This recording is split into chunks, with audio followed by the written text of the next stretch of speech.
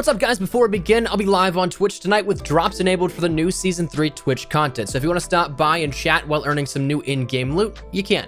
We'd love to see you guys out there, and the link's in the description below as always. But for now, back to the regular scheduled content. Every time an update rolls around now for Modern Warfare and Warzone, it seems like we always have some things that are withheld from the public patch notes. Changes that the players are forced to find for themselves, and things that unless you specifically go looking for them, you likely won't find, which is kind of weird to me. I never really understood the absence of transparency on things like that, especially when sometimes there are actually some really good changes made. But alas, here we are again after update 1.20, talking about the changes that Infinity Ward didn't tell you about. So as we go along, let me know your thoughts on the general overall changes made for update 1.20. Are you liking it so far? Maybe not so much. Whatever it is, feel free to let me know your thoughts down below. But as well, if you are new to the channel, make sure you guys subscribe to stay up to date with all things Modern Warfare and Warzone content on a daily basis. We'll keep you up to date with absolutely any and anything you need to know. But that said, let's jump into it. With these changes made, I want to break it down into a couple of subcategories. Firstly, weapons, then cosmetics, then some stuff relating to overall settings, and then some Warzone changes in particular. And then also at the end,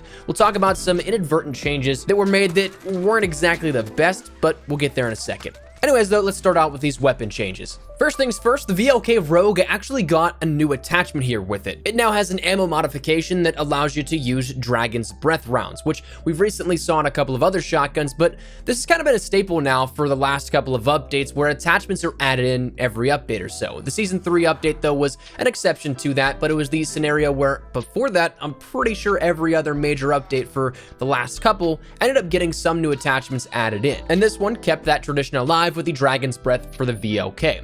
Now, I don't think that I would have noticed this if it weren't for the shop, because I don't use the VLK. In fact, I don't even have it unlocked just because I don't really have much interest in it. I don't use shotguns to begin with, but the shop introduced the Pyromaniac bundle, and in that was the VLK variant that when I was examining it, getting B-roll for Wednesday morning's video regarding the update, I noticed that it came with the Dragon's Breath rounds, to which I knew that that wasn't a feature that was there in the base weapon when I first looked at it and it was introduced. But anyways, that's been added in if you guys are interested in that one. The next two weapon changes, though, come from my good friend Ace, who found these while doing some tests on his end. If you guys have not done so, check out Ace. He's a fantastic creator, best in the business when it comes to statistical breakdowns for Call of Duty. But firstly, the Dragunov had an audio readjustment and a buff to it as well. The audio is entirely different than before. It sounds beefier and more powerful, if you ask me. And secondly, the statistics were actually adjusted to provide a more consistent combat experience at a distance. The multiplier of the Dragunov was extended and now allows the limbs and lower torso to have the same effective damage, which in a practical sense will now let you two-shot enemies at a distance and removes that chance of a three-shot kill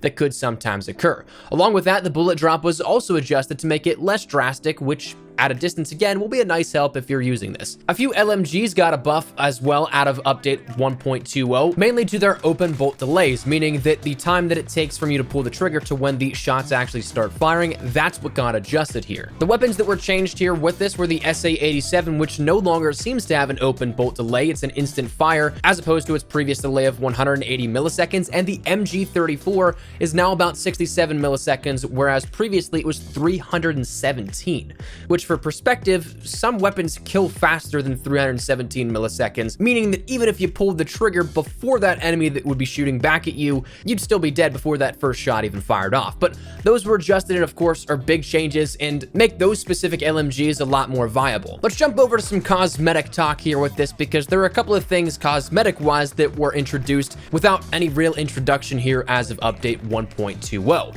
There were a couple of vehicle cosmetics that were added in, and this is something that you can even preview in your customization menus. But introduced with Season 3's update, it seemed like we'd have the ones that were introduced with that and really look to be the only ones maybe added in with Season 3, those being the Battle Pass skins. But this update proved that wrong. We saw that we now have a couple of more that will be introduced in the near future, seemingly in the way of the shop, because included in this update were the files for a few bundles, notably the Anime Express pack for 1,600 COD points and the Plunder Pack for 1,200 COD points. Both of these have yet to be released, but can be previewed in the in-game customization menus for the vehicles, but also can be found on COD Tracker, the website that showcases not only player statistics, but also now showcases some databasing for bundles and everything added in within the shop and all the customization items. So that's something that if you want to check that out, I'll link it down there in the description below. Actually becoming one of the relatively frequent sites of mine. But the Anime Express comes with the J-Pop Pop Legendary Uzi, the Cuteness Reload Legendary 680 Blueprint,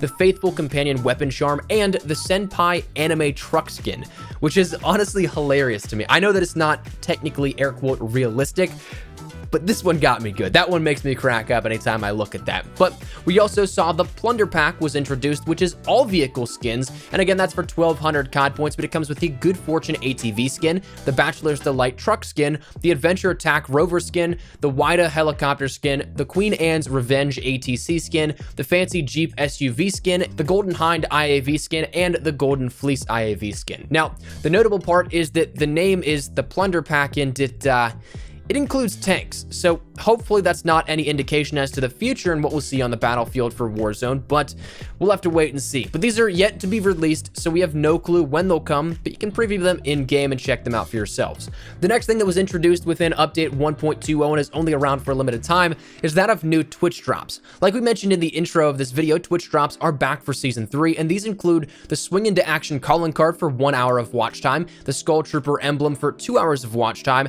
and the Crimson Standard watch for 3 hours of watch time. To earn these, you just simply have to make sure that your Call of Duty account is connected with your Twitch account, and then watch your favorite streamers for the total amount of time for that reward that you want to get if they have drops enabled. Which, fun fact, I'll likely be streaming by the time this video goes live over on my Twitch channel, and I do have drops enabled, so you can come hang out and chat with me while earning some of those new in-game items. Not a bad gig, but love to see you guys out there. If you're interested, links in the description below. But then that will move us over into some setting changes here for what was changed in Update 1.20. A quick little passing mention here at this one, and the more minor of these two setting changes, is that if you play Shoot the Ship, you might end up getting cranked on shipment. This is actually one that now cranked within this goes up to 150 and was adjusted from its normal value, so you have a little bit more time to play around with and slay out in shipment for Shoot the Ship and in cranked, and it's something that while going for Obsidian, I appreciated that, so you may notice that as well. But we also got the introduction of the new Dead Zone setting within your controller settings and your overall game settings. Now,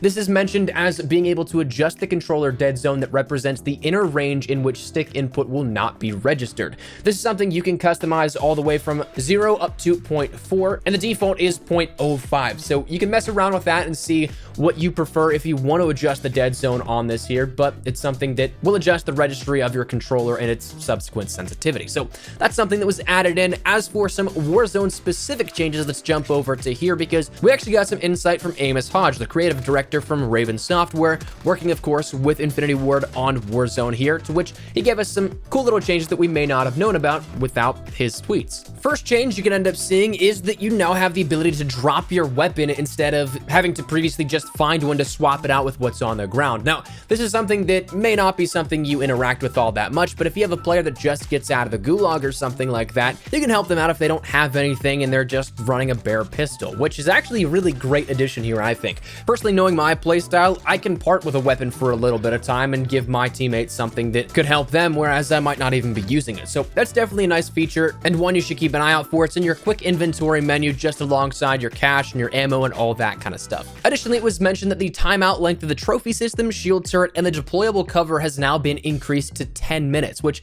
is actually really advantageous, especially for things like the trophy system. Previously, I wouldn't really care about the trophy system because they would just not last all that long, but you can put these on vehicles and it will stop incoming rockets and other explosives and really help you out instead of being a one and done, you explode, you die, you get sent to the gulag type of thing, because sometimes if you don't have a trophy system, these vehicles could often be more of a death trap than actually help you get across the map. Additionally, talking about the shield turret as well as the recon drone will no longer appear on enemy radar. That was something that would give away positions, and in the case of the shield turret, it's not all that great to begin with, so when it gave away your position and didn't really help you out, it was more so, again, just a bigger hindrance than anything else. The recon drone, again, was one of those ones that I also never understood, and really I was like, well, why am I seeing this across the map? But hey, at least I know there's people there. So that's something that doesn't show up anymore as well. One thing also that was changed is that the annoying player left the match in the kill feed, that's been removed. So now all you end up seeing is those kills and those things that happen of subsequent value in game showing up in that feed. So it's not going to be something that spams you with so-and-so left the game, so-and-so left the the game, so-and-so left the game, anytime you look over the kill feed. So that's a nice little addition as well. It seems like cash drops may have been nerfed as well. That's something that is maybe has an asterisk on it. I don't know if I'd say is 100% fact, but it is something that since the update, it seems like at least in trios and quads, cash doesn't seem to drop from every single loot box anymore as it did beforehand. As well, with the updates, bounties were removed, but they've now actually been re-added in, and subsequently then the most wanted bounty is now removed. So that new addition that came with Tuesday's update, or I guess Wednesday morning's update of the most wanted bounty, that only lasted for about 24 to 36 hours. Whether or not it gets added back in, we'll have to wait and see, but regular bounties were at the time removed, but are now back in.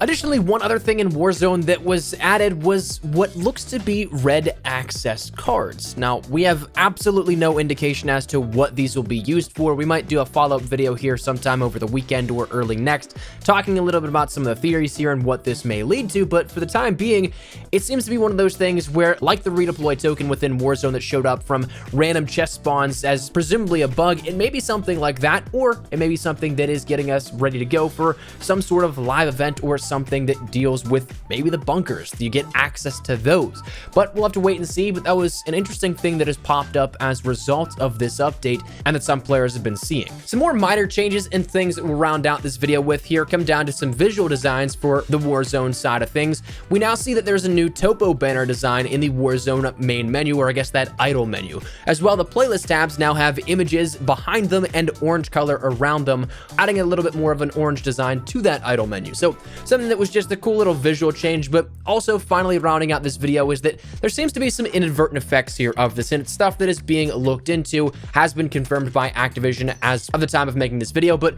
servers in matchmaking have been really bad.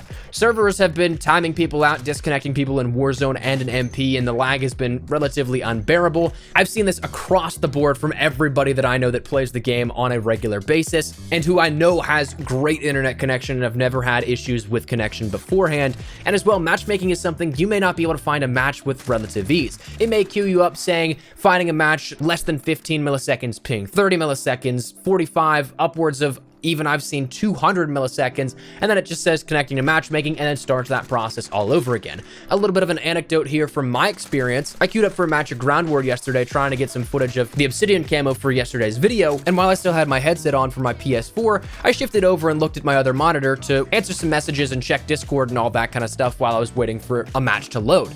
I'll be totally honest when I say that I completely forgot that I was matchmaking, and then I turned back, looked to see that I was still matchmaking, and I went back and scrubbed my recording software, which was opened up.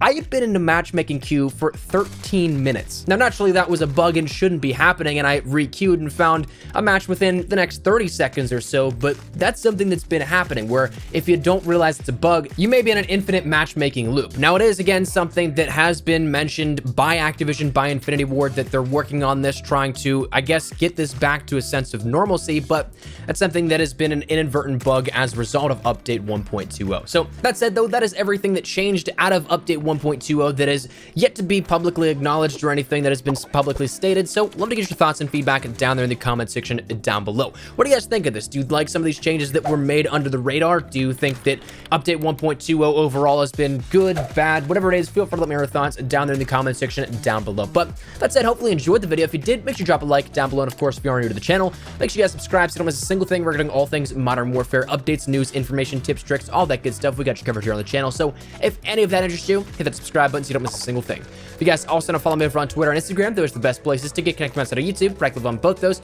if you guys want to strike up a conversation, ask me a question, whatever it may be, that link is down there in the description below.